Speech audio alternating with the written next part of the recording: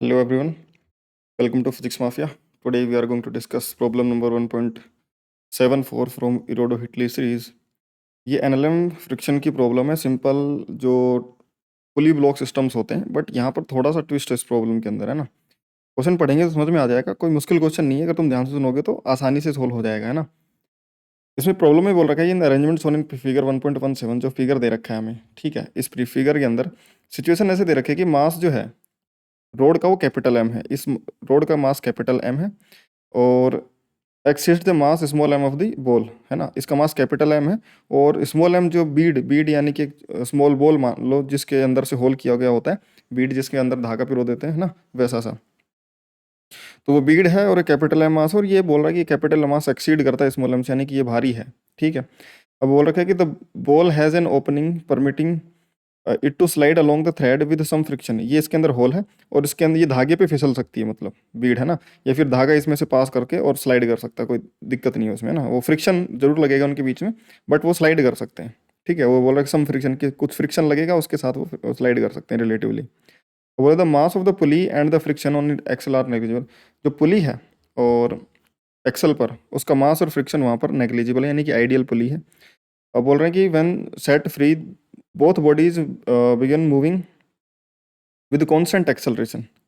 समझ में आ रही बात, दोनों के दोनों कांस्टेंट एक्सेलरेशन से चलना स्टार्ट करती हैं। अब ये नहीं बोल रखा कि दोनों की एक्सेलरेशन सेम है, ये बोला कि दोनों अपनी अपनी कांस्टेंट एक्सेलरेशन से मूव करना स्टार्ट कर देते हैं।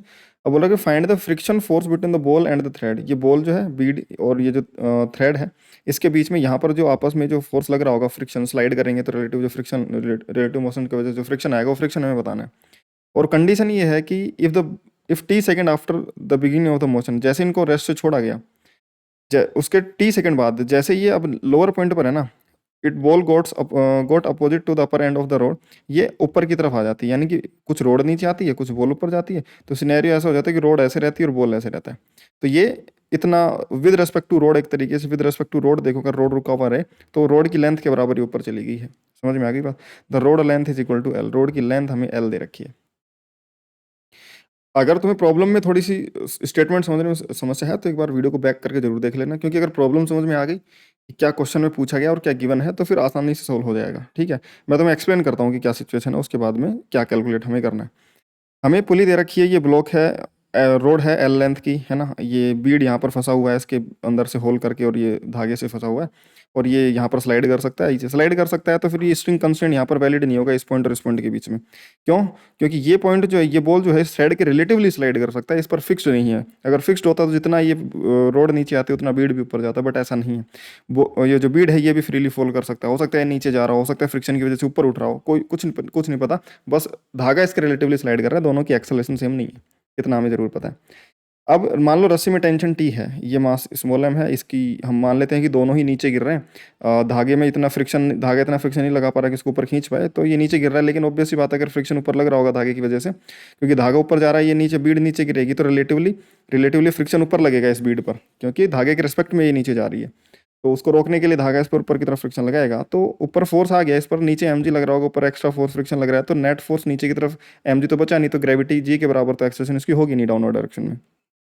तो क्या होगा, तो हम ऐसा मान लेंगे कि ये मान लो W1 एक्सेलरेशन चल रहा है और ये W2 एक्सेलरेशन चल रहा है, दोनों की एक्सेलरेशन हम अलग अलग मान लेंगे, ठीक है। अब इसको सोल्व करेंगे तो इस रोड पर आ जाते हैं। रोड पर मान लो W1 एक्सेलरेशन इसकी नीचे की तरफ है और उसका मास mg लग रहा होगा नीचे, कैपिटल mg, ऊपर टेंशन t। तो हम इस पर इक्वेशन लगा देंगे, capital mg minus tension equal to capital m into acceleration W1। क्योंकि ये भारी मास है, तो सॉरी इसको कैपिटल m मास है और इस पर नीचे की तरफ गिर रहा है ये, तो हम mg को लगने वाले फोर्स को बड़ा मानेंगे क्योंकि हमने एक्सेलरेशन नीचे मानी है। तो हम कैपिटल mg माइनस टेंशन लिखेंगे, जो इसका mass capital m into acceleration W1 के बराबर होगा।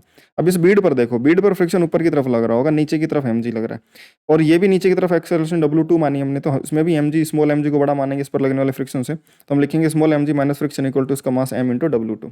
बट इस ध्यान से देखो, अगर मैं धागे का कोई भी एक हिस्सा ले लेता हूँ यहाँ पर, यहाँ से लेकर के ये वाला हिस्सा, इस हिस्से में अगर मैं देखूंगा तो यहाँ से काट लूंगा तो ऊपर वाला हिस्सा रस्सी का, इस वाले हिस्से को, और रस्सी में जो भी टेंशन होगी टी उससे ऊपर की तरफ खींचेगी, क्योंकि स्ट्रिंग जो है वो आइडियल है, तो इसमें हर पॉइंट पर टेंशन सेम रहेगी। समझ में आ गई बात। तो यहाँ पर टी टेंशन से उसको ऊपर खींचेगा, और साथ ही साथ अगर बीड पर फ्रिक्शन ऊपर की तरफ लग रहा है तो जहाँ पर बीड होगा वहाँ पर बीड इस रस्सी पर नीचे फ्रिक्शन एफ लगा रहा होगा, और क्योंकि आइडियल है, मासलेस है तो इस पर नेट फोर्स जीरो होना चाहिए।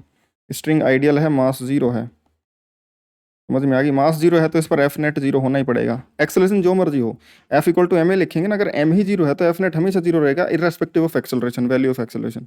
तो हमें नेट फोर्स 0 रखना है, तो मतलब ऊपर की तरफ लगने वाला टेंशन और फ्रिक्शन बराबर होंगे, यानी कि जितना फ्रिक्शन बीड और रस्सी के बीच में होगा वही फ्रिक्शन टेंशन होगा रस्सी के अंदर। तो या तो मैं जो एफ है उसको मैं टी से रिप्लेस कर दूं, या फिर ये जो टी है उसको फ्रिक्शन एफ से रिप्लेस कर दूं। क्योंकि हमें बोला है कि बीड और स्ट्रिंग के बीच का फ्रिक्शन निकालो, तो हमें पता है टेंशन ही फ्रिक्शन है, तो हम यहाँ पर टेंशन को फ्रिक्शन लिख देंगे इस इक्वेशन में, और फिर फ्रिक्शन के फॉर्मेट में इक्वेशन बना लेंगे, क्योंकि हमें वैल्यू इस फ्रिक्शन की कैलकुलेट करने के लिए बोला है। हालांकि हम टेंशन कैलकुलेट कर लें, एक ही बात है, क्योंकि टेंशन ही फ्रिक्शन है। तो एफ इक्वल टू टी है, हमें ये पता चल गया। तो यहाँ पर टेंशन की जगह फ्रिक्शन रख देंगे और ये इक्वेशन बन जाएगा capital M G minus friction equal to capital M into W1। यहाँ से W1 निकाल सकते हैं, जो कि m इधर चला जाएगा तो g minus F by M.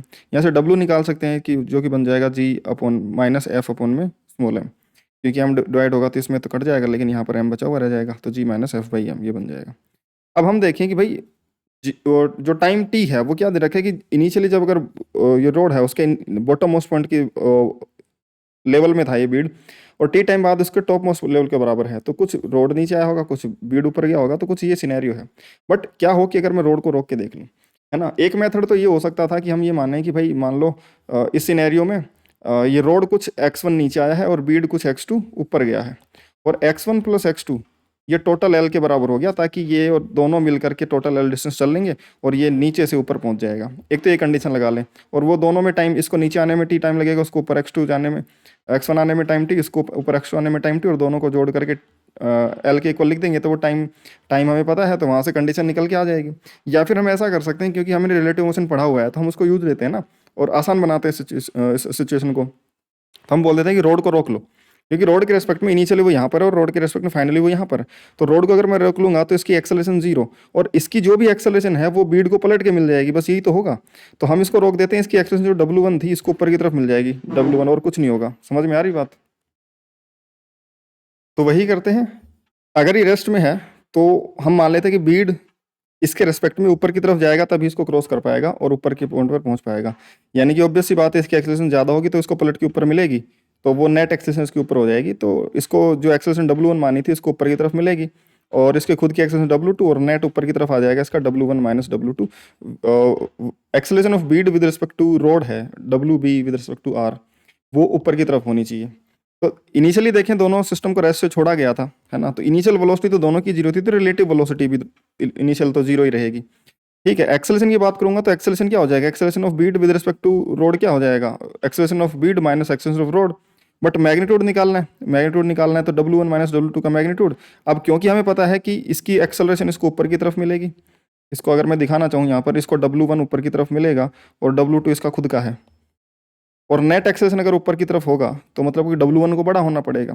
तो W1 बड़ा है तो हम W1 माइनस W2 लिखेंगे, क्योंकि हमने नेट ऊपर की तरफ एक्सेलरेशन मानी है इसकी। तो हम लिखेंगे acceleration of bead with respect to जो रोड आएगा वो W1 माइनस W2 उसका मैग्नीट्यूड होगा, डायरेक्शन हमने पढ़ ली है।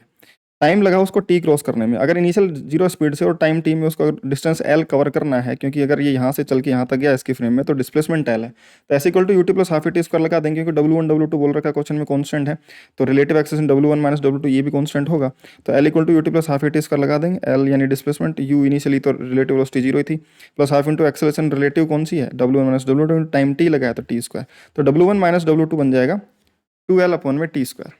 हमें W1 और W2 की एक इक्वेशन और यहाँ से मिल सकती है। अगर मैं टी या फिर बोलूँ एफ को अगर मैं एलिमिनेट कर दूँ तो W1 W2 की इक्वेशन मिल जाएगी। या फिर हमें फ्रिक्शन निकालना है, या फिर टेंशन और फ्रिक्शन सेम है वो निकालनी है, तो ऐसा करते हैं कि यहाँ से W2 निकाल लें और यहाँ से W1 निकाल लें। समझ में आ रही बात? और दोनों एफ के फॉर्मेट में आएंगे, वो दोनों एफ के फॉर्मेट में हम यहाँ पर रख देंगे और हमें एफ की वैल्यू मिल जाएगी, यही तो चाहिए। तो इक्वेशन 1 और इक्वेशन 2 से W1 निकालेंगे तो G minus F by capital M, और W2 निकालेंगे G minus F by small M, वो दोनों इसमें रख देंगे।